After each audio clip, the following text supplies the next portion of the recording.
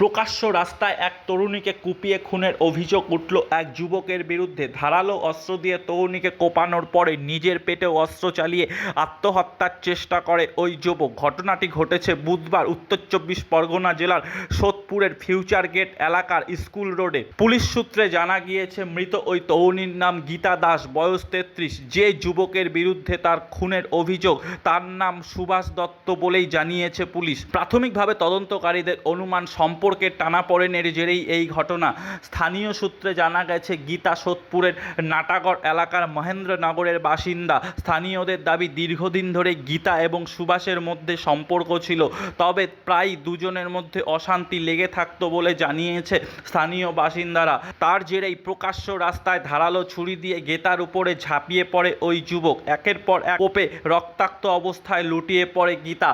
স্থানীয়দের আরও দাবি, গীতার রক্তাক্ত অবস্থায় লুটিয়ে পড়লে আশেপাশের মানুষ তাকে বাঁচানোর জন্য এগিয়ে আসে। সেই সময় সুভাষ তাদের দিকে ছুরি নিয়ে তেড়ে যায়। এরপরেই ওই ধারালো ছুরি দিয়ে নিজের পেটে ঢুকিয়ে দেয় সুভাষ। রক্তাক্ত অবস্থায় ঘটনাস্থলেই লুটিয়ে পড়ে সে। এই ঘটনার খবর পেয়ে ঘটনাস্থলে তড়িঘড়ি ছুটে যায় খারদহ থানার পুলিশ। গুরুতর আহত অবস্থায় দুজনকে উদ্ধার করে সাগর দত্ত মেডিকেল কলেজে নিয়ে যাওয়া হয়। হাসপাতালে নিয়ে যাওয়া হলে চিকিৎসকেরা গীতাকে মৃত বলে ঘোষণা করে। গুরুতর আহত অবস্থায় সুভাষকে হাসপাতালে ভর্তি করানো হয়েছে। বর্তমানে সেখানেই চিকিৎসাধীন রয়েছেন তিনি। পুলিশের প্রাথমিক অনুমান, প্রেমের সম্পর্কের বিবাদের জেরেই এই ঘটনা। প্রত্যক্ষদর্শীদের সঙ্গে কথা বলে এবং সিসিটিভি ফুটেজ খতিয়ে দেখে এই ঘটনার তদন্ত চলবে। খুনের জন্য ব্যবহৃত অস্ত্রটিকে ইতিমধ্যেই বাজেয়াপ্ত করেছে পুলিশ। প্রকাশ্য রাস্তায় এ ধরনের ঘটনার জেরে এলাকায় তীব্র চাঞ্চল্য ছড়িয়েছে। লাস্ট মুহূর্তে শুনলাম ছেলেটি বলছিল যে সামথিং পূজা কি গীতা হবে, নামটা বলছিল আই লাভ ইউ, তোমাকে ছাড়া বাঁচবো না।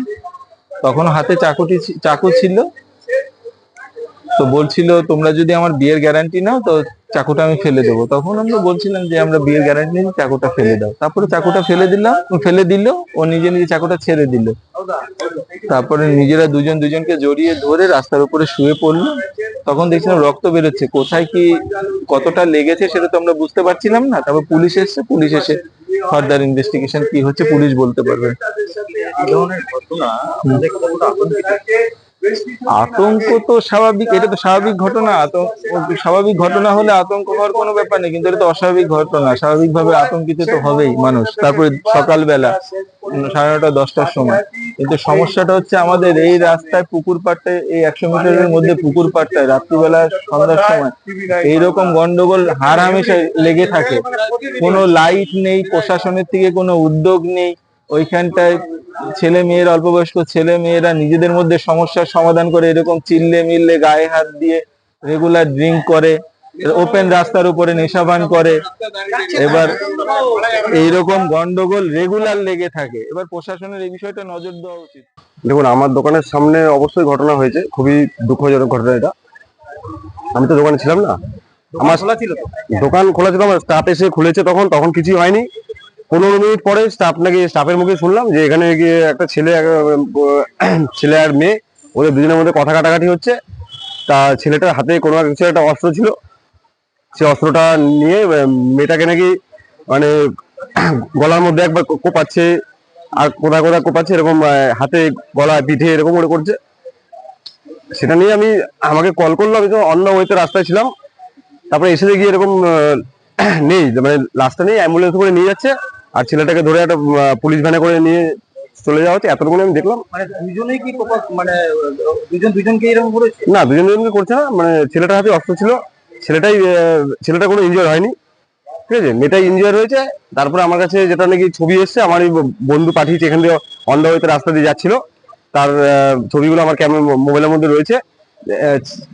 মেয়েটা ওখানে লুটিয়ে পড়ে গেছে, ঠিক আছে। তার উপরে ছেলেটা শুয়ে ওরা কি বলেছে সেটা শোনা কথা, যে আমি তোমাকে ভালোবাসি, এইসব বলে শুয়েছিল। তারপরে পুলিশ এসে অ্যারেস্ট করলো, পুলিশকে ফোন করা হয়েছে, পুলিশ এসে নিয়ে গেল। এতটুকু। এরকম একটা দোকানের সামনে এই ধরনের ঘটনা কতটা আতঙ্কিত?